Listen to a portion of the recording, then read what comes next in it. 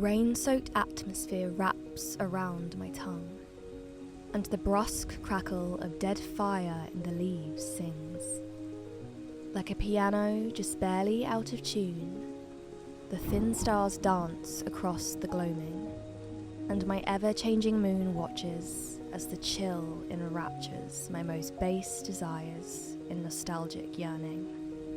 Here, I swither betwixt my bed and the warmth of witch-esque nourishment, sweet, spiced, and ancient.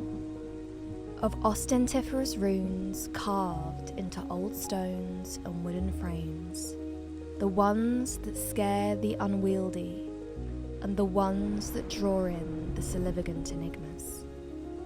A symphony of nature, lucid with imagery in otherwise blank spaces, only to be puzzled apart by the ones that harmonize the tune.